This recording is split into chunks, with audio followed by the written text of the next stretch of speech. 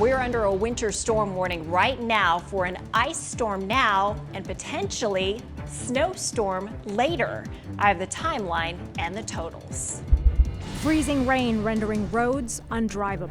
It's like Groundhog Day. We're going to do it over and over again until we can get the roads clear and get them dry. How TxDOT is planning to keep up with the quickly changing conditions. ERCOT and energy companies under a microscope. We deserve answers about why they did not have backup power. What they're now saying about the struggle to restore power across Texas. CBS Austin News at 10 starts now. CBS Austin News begins with a weather alert. This was a total failure by ERCOT. Tonight, Governor Greg Abbott is now calling on ERCOT leadership to resign. Millions of Texans face another bone-chilling night without heat as the grid operator offers no timetable for when power might be restored. The record-breaking temperatures are growing deadlier with at least 10 killed so far. Now Galveston County is seeking a refrigerated truck to hold as many as 50. Days into this deadly storm, its devastation is triggering fires, flooded homes, frozen roads, and bitterly cold living conditions. As millions remain without power, attempts to stay warm are igniting these massive fires. One in Sugar Land killed 4 people. Now, days into this deep freeze, bursting pipes are flooding homes as impassable roads fill with abandoned and crashed cars. Not giving Texas a break, another round of brutal weather is entering central Texas. We're getting some light precipitation right now. It's beginning to fall in northwest Austin. Freezing rain and snow is expected area-wide. Chief Meteorologist Chicago Windler is tracking this historic winter storm in Chicago. This is quickly turning into another dangerous night. Absolutely it is. You know, we had the ice storm on Thursday, we had the snowstorm Sunday into Monday, and here and now another ice storm developing. By the way, the Storm Prediction Center just minutes ago issued a special alert saying quick icing is possible as precipitation is working its way through areas just from Austin points north. Our entire area could see some ice accumulation, but the favored areas for the heaviest ice will be from Austin points north. Now initially, see that area of kind of a circular area between Georgetown and Burnett. Initially, there may be a bit of sleet and or snow, but then everything transitions over to freezing rain. Temperatures at the surface are in the 20s, but if you go up in the atmosphere, it's above freezing. So what falls through the cloud layer as rain is falling and freezing on contact. The result is going to be on top of the snow and ice already on streets, as well as trees and power lines. We're going to get a new layer of glaze and ice on windshields, on trees, on elevated surfaces, bridges and overpasses especially. And because temperatures have been so cold for so long, it could also mean more problems on the streets, which are already incredibly icy.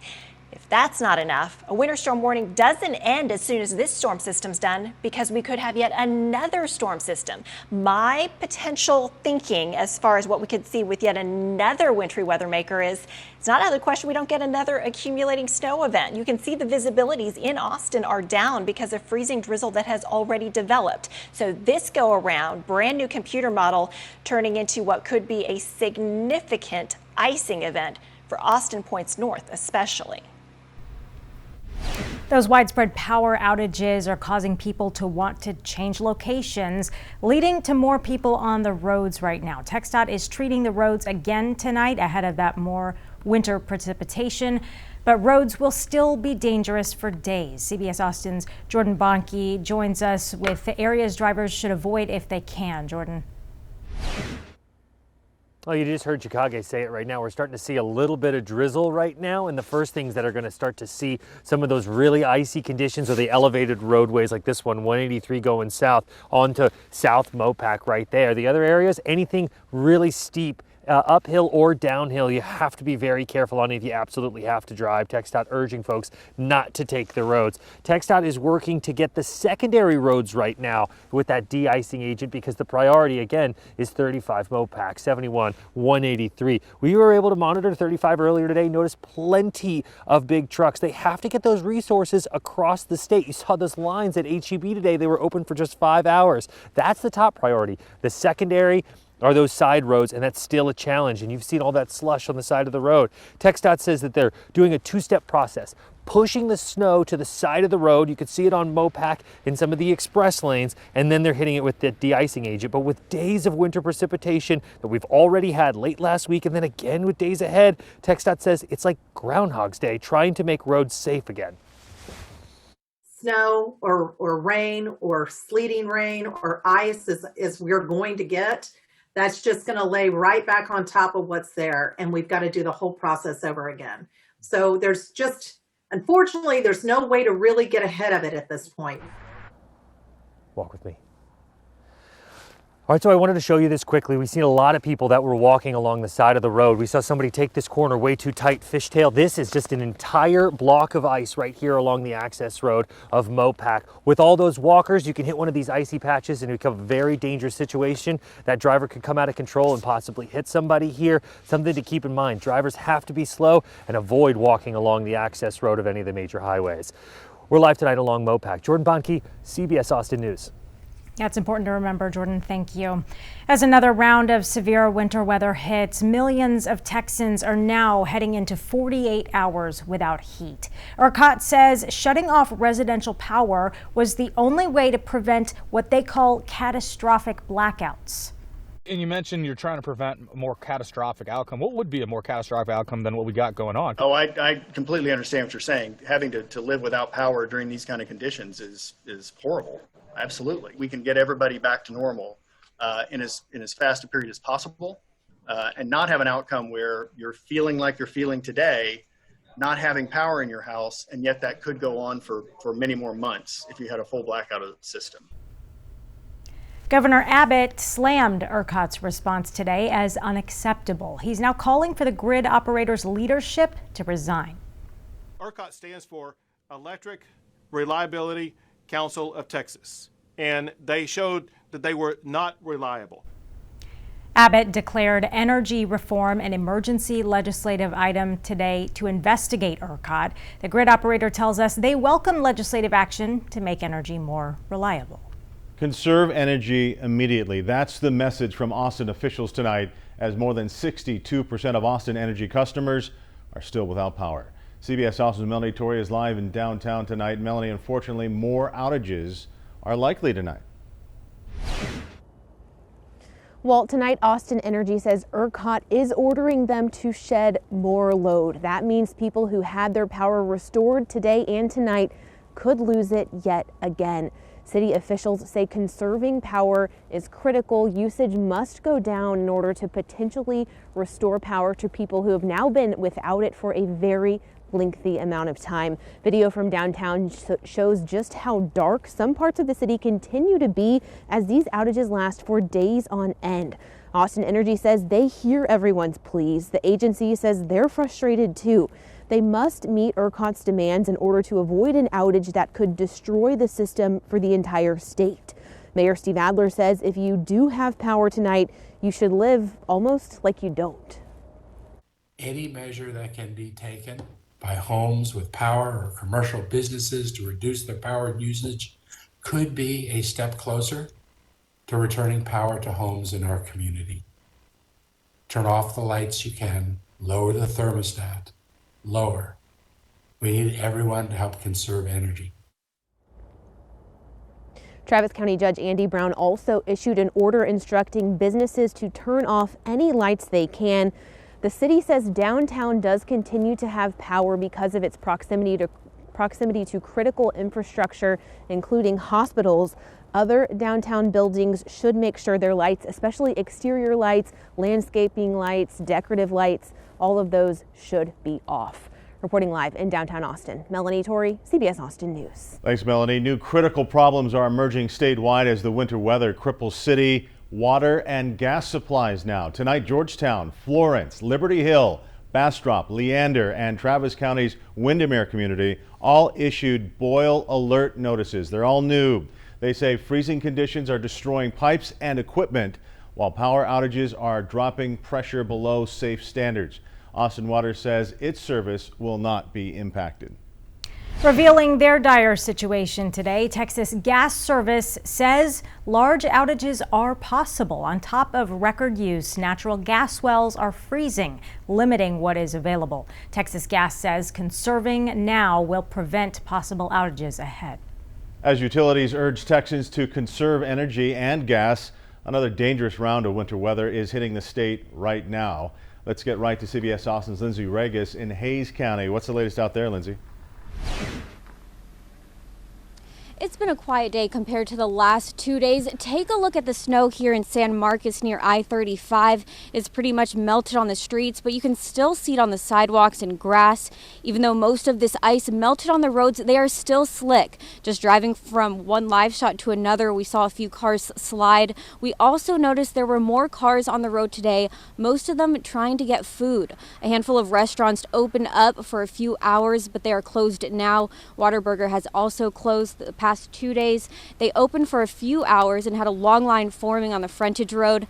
As far as power goes, you can see the power on the other side of the street has power. Now I'm standing on the side that actually doesn't have power. We're staying at a nearby hotel that's been experiencing the rolling blackouts the past 2 days. There is some winter precipitation happening now, and of course we will continue to keep you updated here in San Marcos. Reporting live, Lindsay Regis, CBS Austin News. Do you think a black market is inevitable? Some wealthy and well-connected cutting ahead of Americans waiting in line for COVID-19 vaccines. The effort to try and stamp out black market inoculations. Water pipes bursting by the minute. The even greater danger, plumbers warn, is ahead as temperatures warm up.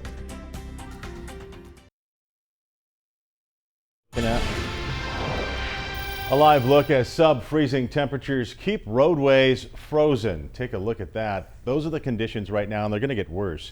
Tonight, thousands in Williamson County still waiting for their power to be turned back on. CBS Austin's Melanie Barden is live in Round Rock with what residents can expect in the next several days. Melanie?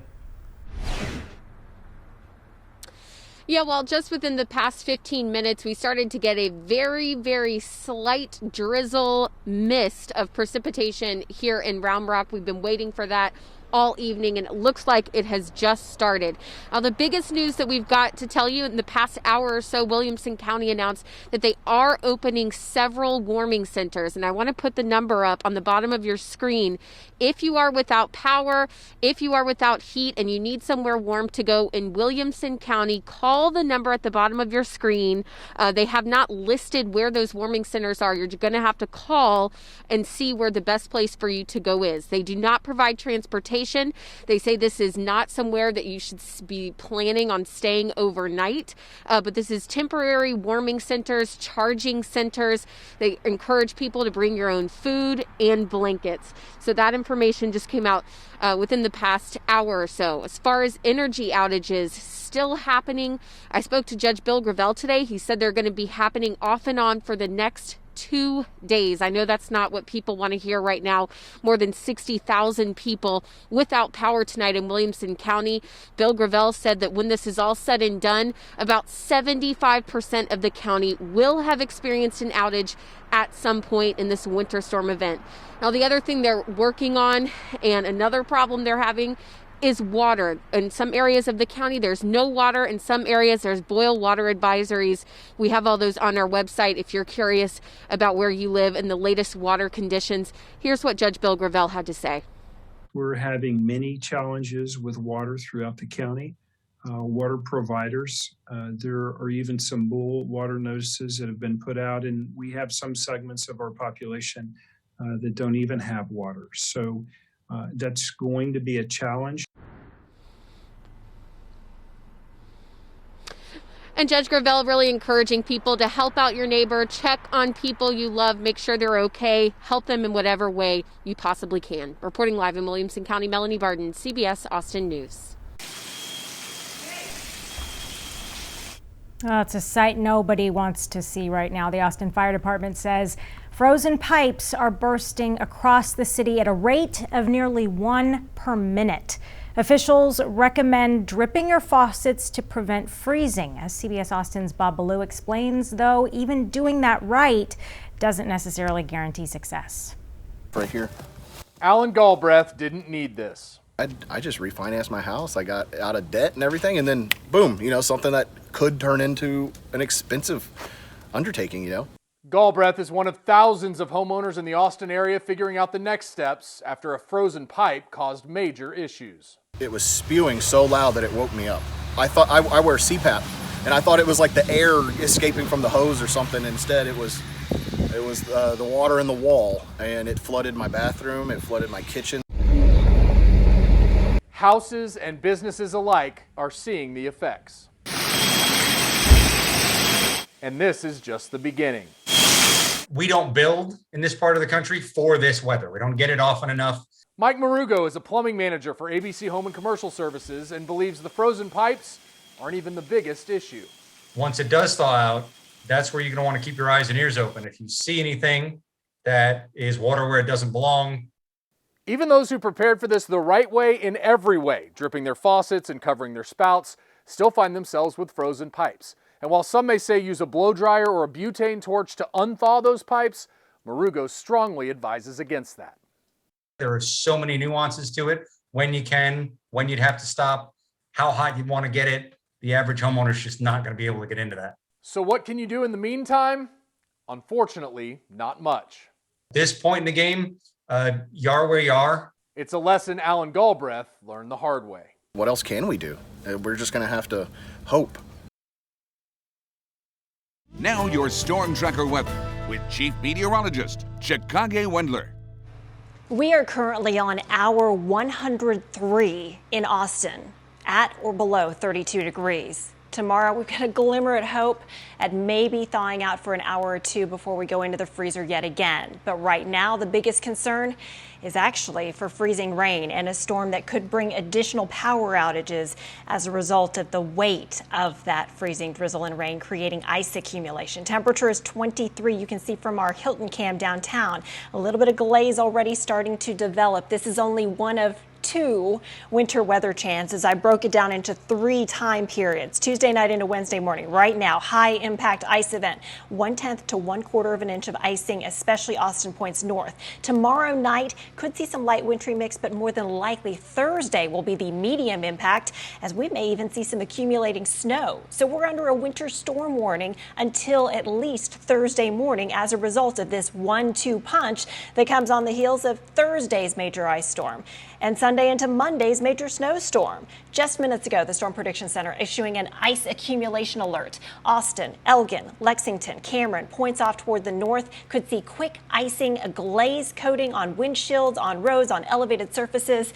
Unfortunately, temperatures in the 20s, but aloft, higher in the atmosphere, it's above freezing, so rain falls out of the cloud. It instantly freezes on contact. The initial surge might be a few flurries or sleet pellets, and then it transitions over to what will just be that glaze ice thickening as it goes. The bright pinks you can see moving through the hill country, that's where we're going to start to get that ice accumulation. And just in this computer model, see those bright purples? That could be a swath from Blanco through northwest Austin into Georgetown, Taylor, Granger, Rockdale, Cameron, where we may see some 1/4 inch ice accumulations. If that goes on to the already snow and ice laden tree limbs and power lines, we may be in trouble. Needless to say, travel is not advised. So this is going to linger through the overnight, heaviest through about 3 a.m. Then it will finally exit toward sunrise tomorrow. A few lingering areas of freezing drizzle could still cause problems along Highway 77 to our east along toward lunchtime.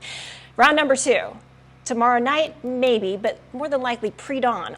As we head into the early morning hours on Thursday, initial surge could be some mix, and then that too turns over to possibly some snow. Next question, could it accumulate? Well, temperatures right now are only in the 20s, and they will probably remain somewhat in the 20s. As far as accumulation potential, yes, we could see that. Here's the highest computer model, which is showing potentially anywhere from 1 to as much as 5 inches of snow. Now, the other side of the coin, the least amount may be a quick coating. I want you to be prepared, though, for the high-end totals. This winter has brought everything in the kitchen sink, so I have no reason to think that that wouldn't happen again. If you want some hope, look toward the weekend as we see a major warm-up and everyone finally thaws out. Desperate for supplies, long lines wrap around Central Texas stores. The reopening challenges they face and disappointing shoppers.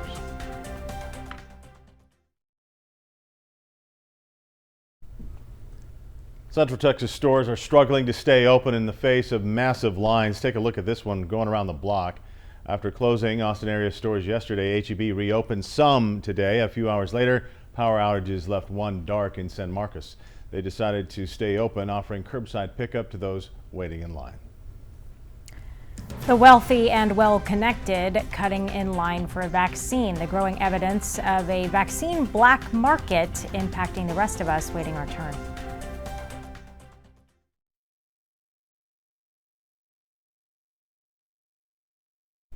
The vaccine rollout is off to a slow start. Josie Sturman reports. You know, this vaccine can be like gold. The coronavirus vaccine may be free, but for frontline workers, seniors, and anyone at high risk, New York's governor hit the nail on the head. Getting what's in these vials is priceless.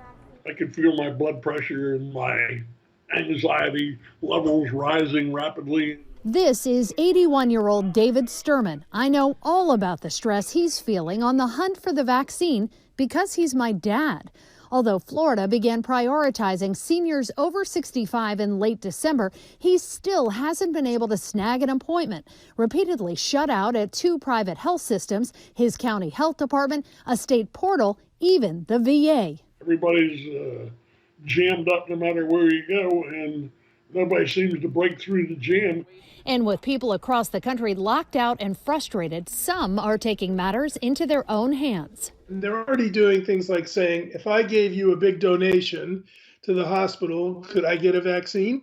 I do think a black market is inevitable, and I think Art Kaplan, director of medical ethics at NYU Medical School, says line jumping, pay-for-play access, underground sales, and fraud happen anytime there's a supply and demand issue in medicine. I don't like it. I think it's unethical. I think in healthcare, it ought to be need that drives access more than money.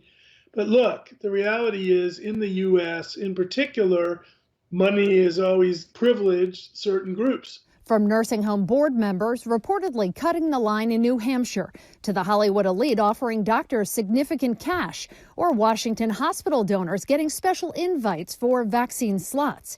Headlines show money and position can mean access. Good morning, everyone. Last week, even a decorated Florida paramedic and fire captain were arrested for forging paperwork to skim doses meant for other first responders. It's crazy, but there's going to be criminal accountability. Experts like Kaplan say that accountability is key if the vaccine rollout is going to be fair and equitable. You got to really have to go after them and punish them. Do we have the infrastructure to actually police this effectively? We don't have the infrastructure, and hopefully we'll get better at this. New York's governor says he plans to propose a law making vaccine distribution fraud a crime. That's in the works in Florida, too. And California's governor says his team is also working on an enforcement package. To make sure someone's not passing a few vials over to their cousin or aunt or uncle, or, God forbid, making a buck or two. Ensuring the line for vaccines is based on need, not greed. I'm Josie Sturman for Spotlight on America. We're back after this.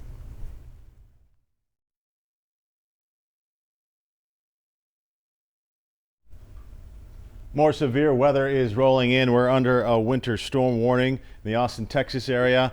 That ice is going to start coating the road soon. Very dangerous out there. We'll have you the very latest at 4:30 a.m.